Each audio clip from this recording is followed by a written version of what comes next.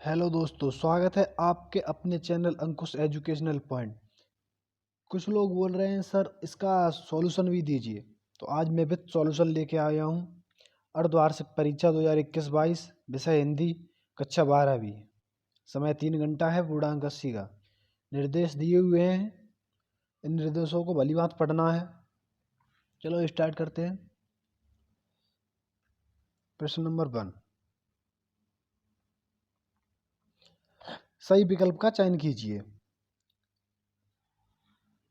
हरिवंश राय बच्चन की प्रमुख रचना, तो इसमें हमें बताना है हरिवंश राय बच्चन की प्रमुख रचना कौन सी है। तो इसमें है निशा निमंत्रण।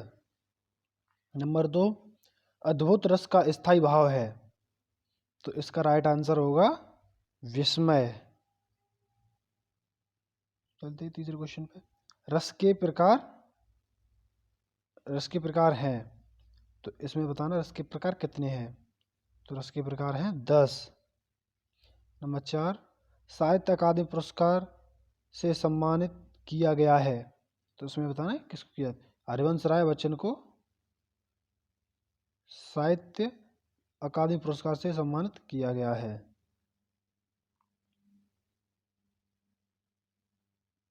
5 नंबर,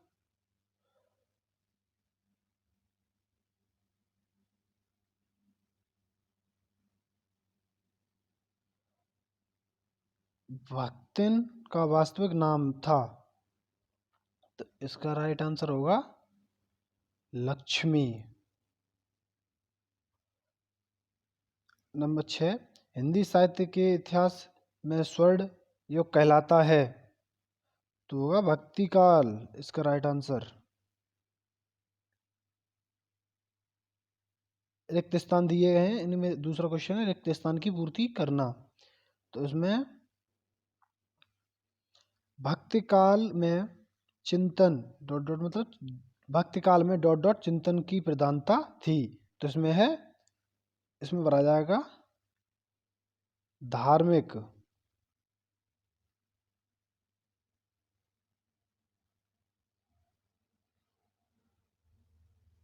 इसमें भरा जाएगा धार्मिक। दूसरा है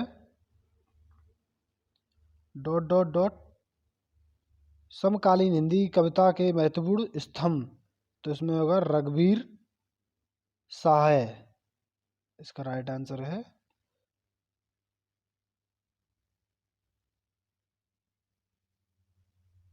रघुवीर सहाय। नंबर 3, शमशेर बहादुर सिंह को उनके साहित्य के लिए डॉट डॉट डॉट से सम्मानित किया गया, इन्हें किया गया कवि सम्मान से। नंबर 4, आत्म परिचय से लिया गया है, आत्म परिचय से लिया है निशा निमंत्रण गीत संग्रह। 5 नंबर, तुलसीदास का बचपन का नाम था, तो इनका नाम था राम बोला। नंबर 6, भक्ति काल से सगुण भक्ति से के कवि हैं, तो यह राम, इसके राइट आंसर होगा राम भक्ति धारा। प्रश्न 3, सही जोड़े बनाइए। खंड आ और खंड वा दो दिए गए हैं, इसमें से हमें सही जोड़े बनाने हैं। तो खंड आ में दिया है शब्द के पीछे लगने वाले शब्दांश को कहते हैं। भक्तन जितेंद्र जैनेन्द्र कुमार चौपाई से प्रत्येक चरण में मात्राएं अर्थ, और दूसरा अर्थ के आधार पर वाक्य के भेद, सलिल का पर्यायवाची शब्द। आते प्रश्न नंबर 3, सत्य असत्य का कथन छांट कर लिखिए, सत्य असत्य छांटने हैं। तो पहला है रघुवीर साय को साहित्य अकादमी पुरस्कार से सम्मानित किया गया, तो इसका राइट होगा, तो ये है, ये सही है। हजारी प्रसाद द्विवेदी जी की भाषा परमार्थ खड़ी बोली है, तो ये भी सही है। सरस्वती पत्रिका का संपादक हजारी प्रसाद द्विवेदी ने किया, ये गलत है।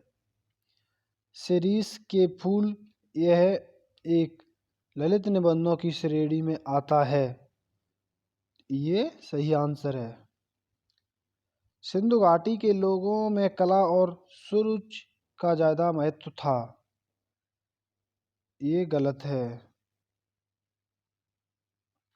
आनंदा विद्यालय नहीं जाती, यह प्रश्नवाचक वाक्य है। ये भी गलत है। ये प्रश्नवाचक वाक्य नहीं है।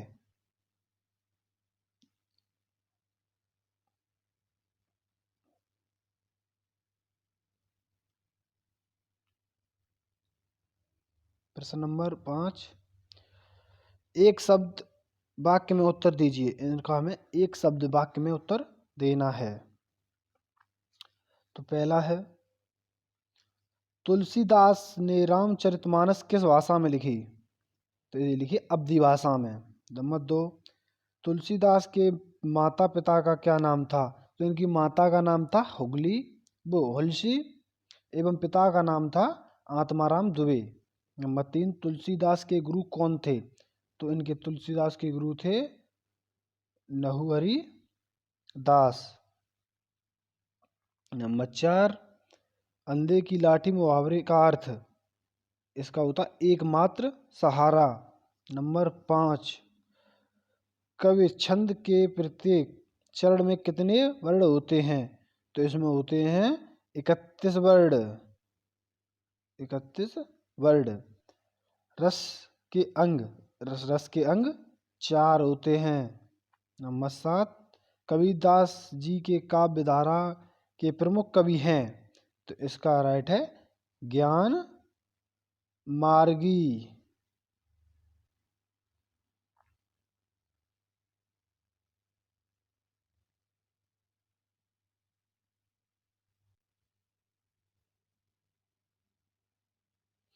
इसके अन्य महत्वपूर्ण प्रश्न हैं, तो ये भी देख लीजिए साथ साथ। पहला है, रस